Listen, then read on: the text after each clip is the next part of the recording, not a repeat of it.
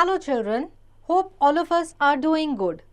The topic that we will study today is fiber to fabric and we will learn about wool and silk. हम सब कपड़े पहनते हैं ताकि अपनी बॉडी को गर्मी से, सर्दी से, मिट्टी से और इंसेक्ट से बचा के रख सकें. So it is the basic need of our life.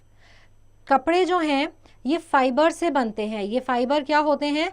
लंबे, मजबूत और फ्लेक्सिबल धागे की तरह अरेंजमेंट्स होती हैं.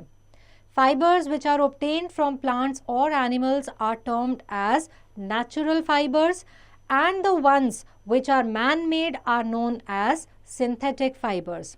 हम नायलन, वूल, सिल्क, रेयॉन इन सारे मटेरियल्स के कपड़े बनाते और पहनते हैं. तो इस चैप्टर में we will study about wool and silk which are obtained from animals. So let us begin with wool. Now wool is the most commonly used animal fiber. Wool is the soft, wavy or curly hair which covers the body of a sheep. Actually, wool is a modified form of hair that grows with waviness. क्योंकि इसमें वूल में बहुत ज़्यादा वेवीनेस होती है तो जो woollen fabrics हैं उनको थोड़ा सा बल्क या बहुत ज़्यादा बल्क मिल जाता है as compare to cotton fabrics. और ये क्या करते हैं कि अपने वेवीनेस की वजह से अपने अंदर एयर ज़्यादा ट्रैप कर पाते हैं. अब वूलन फैब्रिक्स में क्या होता है कि इनके अंदर क्योंकि एयर ट्रैप हो जाती है तो ये एक इंसुलेशन का काम करते हैं और बॉडी की हीट को अंदर ही ट्रैप कर लेते हैं. Wool comes from sheep. Actually wool is obtained from the fleece और हेयर ऑफ शीप. शीप जो है उसके ऊपर बहुत सारी वूल यानी कि बाल ग्रो करते हैं और साल में एक दफ़ा इस वूल यानी बाल को निकाल दिया जाता है शेयरिंग के प्रोसेस से. Besides sheep, some other animals also give wool. Let us look at animals that yield wool. तो sheep, goat, yak, camel, llama, alpaca ये कुछ ऐसे animals हैं जो wool yielding animals हैं यानी कि इनसे हमें wool यानी कि ऊन मिलती है.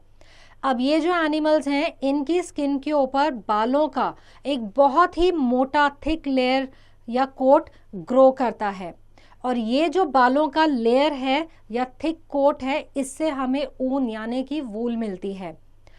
Actually the wool yielding animals have a thick coat of hair on their body to keep them warm during cold winter season.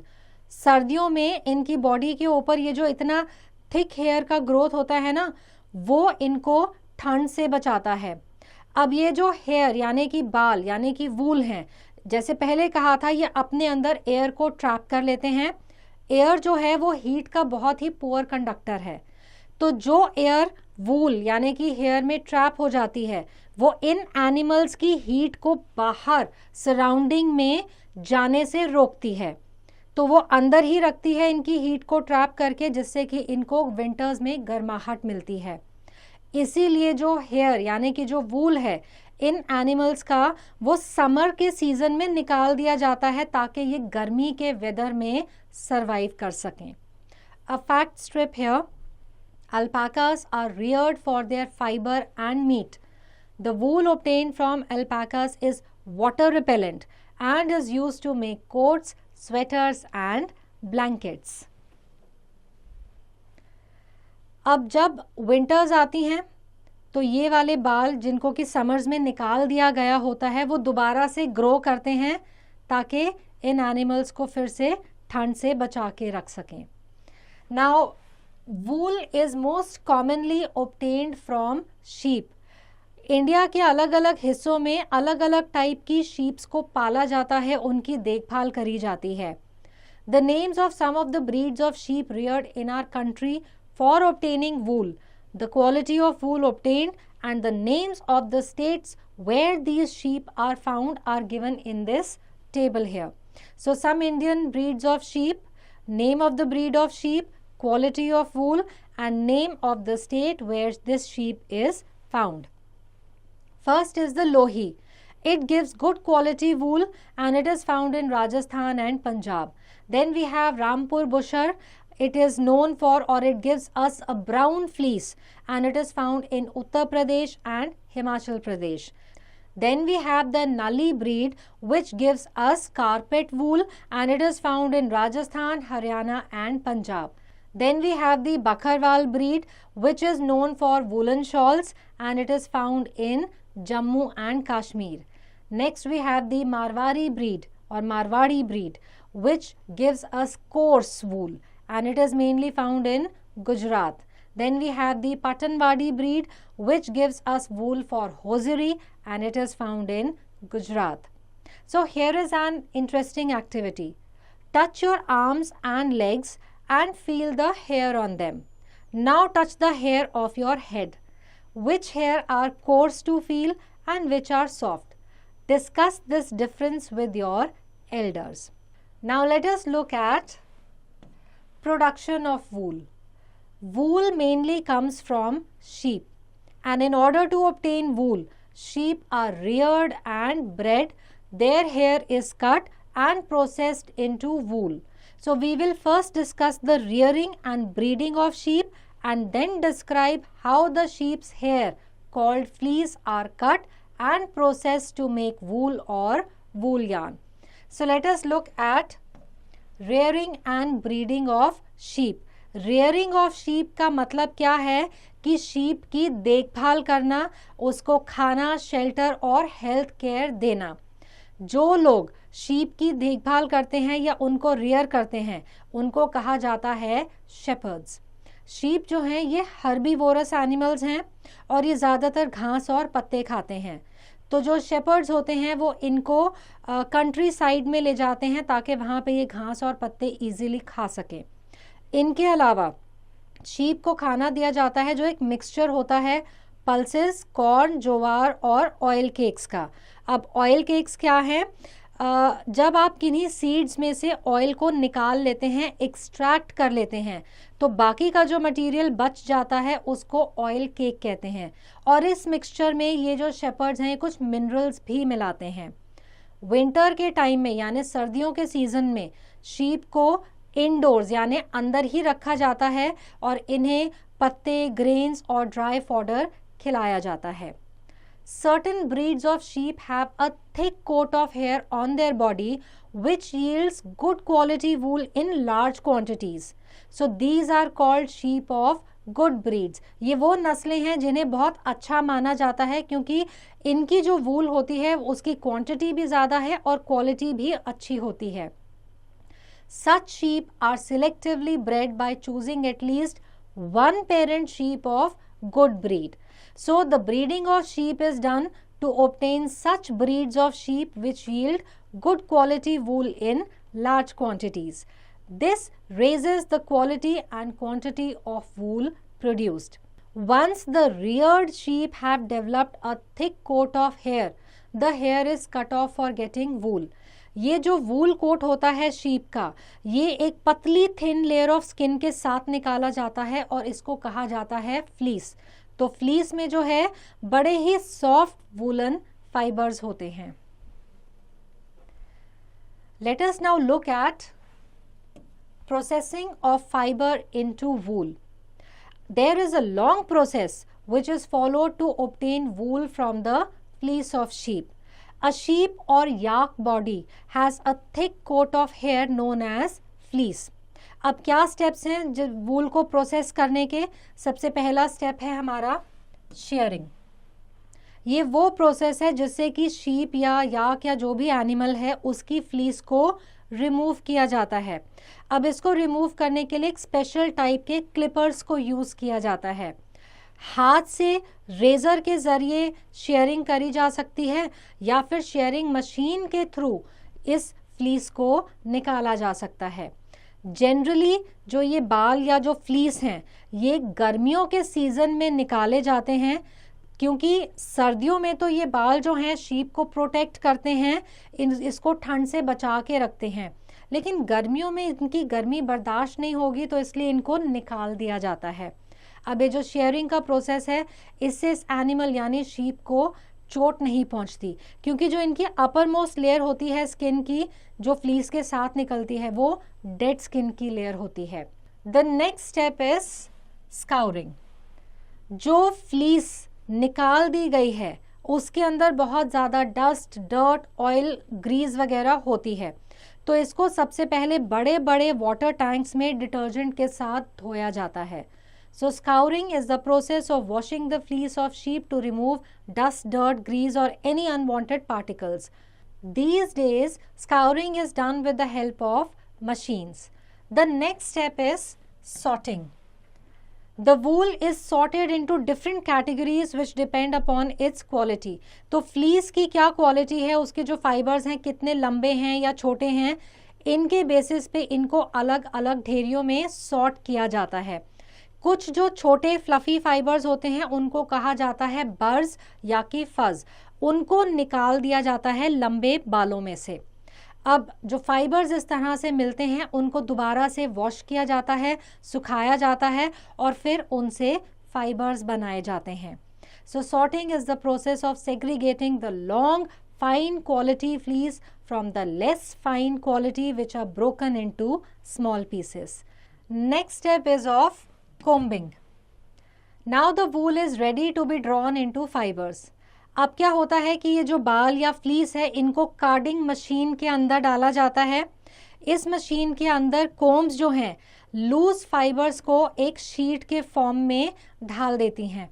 इस शीट को ट्विस्ट करके रस्सी या स्लाइवर का आकार दिया जाता है। इस स्लाइवर को और ट्विस्ट करके स्ट्रेच किया जाता है जिससे कि हमारी यार्न या वूल के धागे, ऊन हमारी बनती है। The yarn is wound to form balls of wool, मतलब इनको गोल गोल घुमा घुमा करके ऊन के गोले बनाए जाते हैं। These balls are used to make sweater and other warm clothes. The finest quality of wool is derived from the fleece of merino sheep. वूल की क्वालिटी क्या चीज़ डिटर्मिन करती है कि जो फाइबर है उसका डायामीटर, उसकी क्रिम्प, यील्ड, कलर और स्ट्रेंथ क्या है। Next is the process of dyeing. जो फ्लीस नेचुरली निकलती है शीप से वो वाइट, ब्लैक या ब्राउन कलर की होती है, लेकिन डाइंग के प्रोसेस से इसको अलग अलग कलर्स में डाई किया जा सकता है। Next is the process of spinning. So the wool fibers are straightened and then spun or twisted together into yarn. The yarn is either knitted or woven into pullovers and different woolen attires. वूल की या अच्छे वूल की quality को जज किया जाता है कि उस वूल की थिकनेस कितनी है, लेंथ कितनी है, स्ट्रेंथ यानी मजबूती कितनी है और उसके फाइबर में कितनी शाइन या चमक है। The longer fibers are used to make knitted sweaters and the shorter ones are used for making woolen carpets or cloth. So from this discussion we conclude that the sheep's hair is sheared off from the body, scoured, sorted, combed, dyed and spun to obtain wool for knitting sweaters and woolen yarn for weaving woolen cloth. The quality of woolen cloth depends on the breed of sheep from which the wool is obtained. Now let us look at the properties of wool. The following properties of wool make it a useful natural fiber. सबसे पहले तो ये सन safe है, यानी कि इसके अंदर high UV protection होती है। Then it is flame retardant. Wool fiber has a high ignition threshold than many other fibers and is flame retardant up to 600 degrees Celsius. It also produces less toxic fumes in fire. Then it is biodegradable. When disposed of, natural wool fiber takes only a few years to decompose. Then it is breathable. Wool का natural structure ऐसा है कि ये water vapour को easily absorb भी कर लेता है और एटमॉस्फेयर में रिलीज भी कर देता है। इसके वजह से आप सर्दियों में गर्म महसूस करते हैं या गर्म रहते हैं and you remain cool in summer. Then it is non allergenic. Wool is not known to cause allergy and does not promote the growth of bacteria. With microscopic scales, wool fibers can trap dust in the top layers until vacuumed away. They are durable and elastic. Wool fiber can be bent 20,000 times without breaking and still have the power to recover and return to its natural shape. Then it is easy to care for. Modern wool can be machine washed, retaining a small amount of natural oil. Wool fiber resists dirt and grease, and they are easy to spin. So since wool fibers are scaly and naturally interlocked, they can be easily spun. Now let us look at the occupation. Wool industry जो है हमारे देश में बहुत सारे लोगों का एक बहुत इंपॉर्टेंट सोर्स है उनकी जीविका का, लाइवलीहुड का. The people who do the job of sorting यानी separating the fleece of sheep into fibres of different qualities are called sorters. जो सॉर्टर का जॉब है या काम है वो थोड़ा सा रिस्की है क्योंकि इनमें एक बैक्टीरिया एंथ्रेक्स होता है जिससे इनको इन्फेक्शन हो सकती है.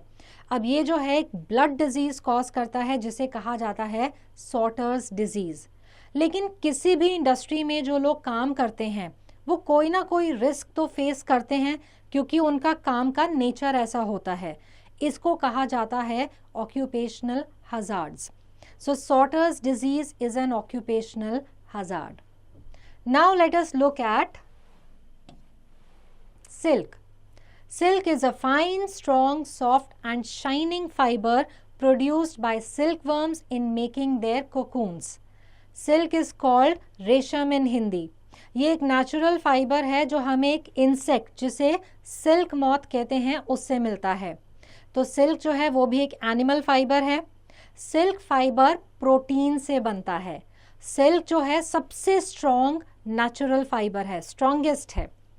सिल्क जो है सॉफ्ट सिल्क यार्न वो इतनी स्ट्रॉन्ग है कि इसका जो थ्रेड है वो आप स्टील के थ्रेड की स्ट्रेंथ से कंपेयर कर सकते हैं. सिल्क फाइबर से सिल्क यार्न यानी कि धागा बनता है और उससे सिल्क का कपड़ा, सिल्क क्लॉथ बनता है. और ये सिल्क का कपड़ा जो है फिर अलग अलग ड्रेसेस या साड़ीज बनाने में काम आता है. The rearing of silkworms for obtaining silk is called sericulture.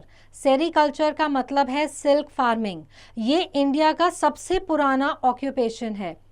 India में कॉमर्शियल स्केल पे बहुत ज़्यादा सिल्क प्रोड्यूस करी जाती है. So before we go any further and describe the process of obtaining silk, it is necessary to know the life history of silkworm. So let us look at the life history of silkworm. Silkworm is the common name for the silk producing larva of a silk moth. Silk moth के eggs में से जो caterpillar type चीज़ निकलती है उसको larva कहा जाता है. सो सिल्कवर्म की जो लाइफ साइकिल है वो 4 स्टेजेस में कंप्लीट होती है. सबसे पहले आते हैं एग्स, उनसे निकलते हैं कैटरपिलर या फिर लार्वा. वो लार्वा अपने इर्द गिर्द कोकून बना के बन जाते हैं प्यूपा और उन प्यूपा से फिर निकलते हैं मॉथ यानी कि सिल्क मॉथ. जो फीमेल सिल्क मॉथ है वो एक टाइम पे 300 से 400 एग्स को ले करती है. हर एग का साइज एक पिन के हेड के बराबर है. जो फीमेल मॉथ है वो एग्स ले करने के एकदम बाद मर जाती है. फिर इन एग्स में से 10 डेज के अंदर लार्वा हैच करते हैं या निकलते हैं. Once hatched, a caterpillar or larva emerges and feeds on large quantities of mulberry leaves for 3 to 4 weeks. ये बहुत ज़्यादा खाते हैं, बहुत जल्दी खाते हैं और बहुत जल्दी ग्रो करते हैं. इस स्टेज में ये कई बार अपने विंग्स को शेड करते हैं और इस प्रोसेस को कहा जाता है मोल्टिंग. 4 से 6 हफ्ते के बाद ये जो लार्वा हैं अपनी मैक्सिमम ग्रोथ अचीव कर लेते हैं और ये लीव्स को खाना छोड़ देते हैं. इस टाइम पे इनका कलर थोड़ा चेंज हो जाता है और इनके आसपास जो भी ट्विग या टहनी होती है पत्ते की उसके साथ ये अटैच कर लेते हैं अपने आप को. इस स्टेज पे इन्हें कहा जाता है प्यूपा. अब प्यूपा क्या करता है, अपने इर्द गिर्द एक कोकून बुनना या बनाना शुरू करता है. कोकून की स्टेज में जो ये कैटरपिलर है ये अपने आप को पूरी तरह से सिल्क के फाइबर से कवर कर लेता है, ढक लेता है. Cocoon is secreted as a continuous silk fibre up to a mile long from special glands present in the silkworm's head. Now the formation of cocoon takes about a week's time. The further development of the moth continues inside the cocoon. when the moth comes out from the cocoon, the thread gets damaged. So silk is obtained from undamaged cocoon. Cocoon से अगर वो insect silk moth बाहर आ जाए तो cocoon damage हो जाता है. A fact strip here. The amount of usable silk from each cocoon is so small that it takes hundreds of cocoons to produce just one silk scarf or tie. To make one yarn of silk material, about 3,000 cocoons are used. Now let us look at production of silk. अब silk बनाने के लिए सबसे पहले तो mulberry trees को cultivate किया जाता है, ग्रो किया जाता है, और सिल्क वर्म्स को ग्रो किया जाता है. फिर उनके कोकून्स को कलेक्ट किया जाता है और उन कोकून्स में से हमें सिल्क फाइबर मिलता है. We will now describe the rearing of silkworms, processing of cocoons to obtain silk fibers, and making of silk fabrics or silk cloth from silk fibers. So let's look at the rearing of silkworms to obtain cocoons. जो female silk moth है वो 300 से 400 eggs एक time पे ले करती है. Silk moth के जो एग्स हैं उनको एक पेपर के ऊपर, पेपर की स्ट्रिप या कपड़े की स्ट्रिप के ऊपर बड़े केयरफुली स्टोर किया जाता है और जो सिल्क वर्म फार्मर्स होते हैं उनको बेच दिया जाता है. ये फार्मर्स क्या करते हैं, इन एग्स को एक सूटेबल टेम्परेचर और ह्यूमिडिटी में हाइजीनिक कंडीशंस में रखते हैं. तो एग्स को जब सूटेबल टेम्परेचर वाली गर्मी मिलती है तो इनमें से कैटरपिलर या लार्वा हैच होते हैं. So when the eggs hatch, silkworms or larva or caterpillars come out of eggs, as you can see in these images. So female silk moth lays the eggs. Now silkworms being hatched from eggs and feeding on the mulberry trees, and cocoons of silk fibers spun by silkworms. अब ये जो silkworms हैं इनको बहुत सारे mulberry leaves खिलाए जाते हैं. सिल्कवर्म्स दिन रात सारा टाइम मलबरी लीव्स को खाते हैं और साइज में बढ़ते हैं. 25 से 30 डेज के बाद ये सिल्कवर्म्स इन लीव्स को खाना छोड़ देते हैं और अपने इर्द गिर्द कोकून बनाना शुरू करते हैं. ये सिल्कवर्म्स क्या करते हैं कि इनके नज़दीक जो भी कोई ट्विग या टहनी सी पड़ी होती है उसमें अपने आप को अटैच करते हैं और अपने कोकून्स को बनाते हैं, यानी कि सिल्क फाइबर से अपना कोकून बनाते हैं. The silkworms enclose themselves completely inside the silk cocoons in 2 or 3 days. Next comes processing of cocoons to obtain silk fibers. अब जितने भी कोकून्स हैं उनको एक जगह पे इकट्ठा किया जाता है. ये जो पाइल होता है कोकून्स का, इनसे हमें फिर सिल्क फाइबर्स मिलते हैं. इन कोकून्स को गर्म पानी में डाला जाता है. गर्म पानी क्या करता है कि सिल्क के फाइबर को कोकून से थोड़ा अलग करता है या खोल देता है. The long silk fibres are obtained by unwinding the threads from cocoons. The process of taking out silk fibers from the cocoons for use as silk is called reeling. Reeling जो है वो स्पेशल मशीन से करी जाती है जिससे कि silk का फाइबर जो है वो कोकून से खोला जाता है. Next comes converting silk fiber into silk cloth. Silk fibers obtained from cocoons are spun or twisted to form silk threads called silk yarn. The silk yarn is then woven on looms into silk cloth by weavers. तो cocoon से जब ये धागे खोले जाते हैं इनको twist करके इनसे सिल्क का धागा बनता है. इन सिल्क के धागे को वीव करके सिल्क का कपड़ा बनता है. Now let us look at the different varieties of silk. Silk moth अलग अलग वैरायटी के आते हैं जो देखने में भी एक दूसरे से अलग होते हैं और इनसे जो सिल्क प्रोड्यूस होता है या बनता है वो भी अपने टेक्सचर में अलग होता है. कुछ रफ होता है, कुछ स्मूथ होता है या कुछ ज़्यादा शाइनी होता है. So some varieties of the silk are mulberry silk, tasar silk, muga silk, kosa silk and every silk. These silks are obtained from cocoons spun by the silkworms of different types of silk moths. जो सबसे ज़्यादा common silk moth है वो mulberry silk moth है. इससे जो हमें silk मिलता है उसे कहा जाता है mulberry silk. Mulberry silk touch करने में सॉफ्ट होता है, इसमें शाइन ज़्यादा होती है, थोड़ा सा इलास्टिक ज़्यादा होता है और बहुत सारे ब्यूटीफुल कलर्स में हम इनको डाई कर सकते हैं. So this is the most common variety of silk. Late us now look eight natural silk and artificial silk. Natural silk जो है वो सिल्क वर्म्स के कोकून से मिलता है और ये प्रोटीन से बना होता है. So natural silk is an animal fibre. Artificial silk जिसे हम रेयॉन भी कहते हैं, ये लकड़ी के यानी वुड के पल्प से मिलता है और इसको हम मॉडिफाई करते हैं मटेरियल सेल्यूलोज में. पेपर जो है वो भी हमें सेल्यूलोज से ही मिलता है जो हमें वुड पल्प से मिलता है. Now we can distinguish between natural silk or pure silk and artificial silk by performing the burning test. So here is another interesting activity to distinguish between natural silk and artificial silk. Take a piece of natural silk fabric and another piece of artificial silk fabric. Burn them separately and observe the smell produced. You will find the fabric which burns giving a smell of burning hair, that will be the natural silk or pure silk, and the fabric which burns giving a smell of burning paper, that will be artificial silk or rayon. Now let us look at the properties of silk. Now silk is extensively used to make dresses, scarves, blouses etc. इनसे कुछ draperies, curtains और cushion covers भी बनाए जाते हैं. Now let us look at the properties of silk which make it so useful to us. It has a smooth and soft texture. ये सबसे ज़्यादा strongest natural fiber है.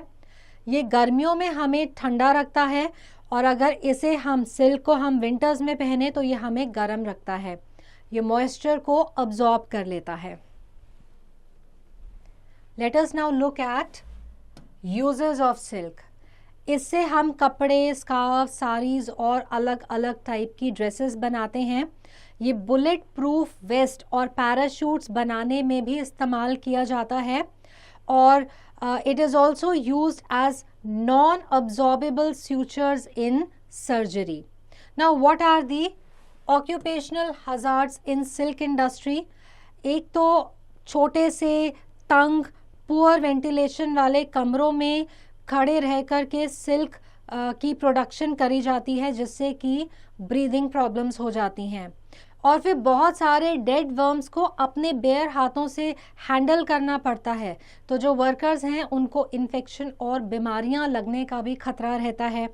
Then workers have to focus on fine thread being reeled and have to stand for 12 to 16 hours a day, जिसके वजह से उनको back एक, देखने में प्रॉब्लम मतलब विजन प्रॉब्लम्स और लेग में डिफॉर्मिटीज़ जैसे कि वो बो टाइप की लेग्स उनकी हो जाती हैं.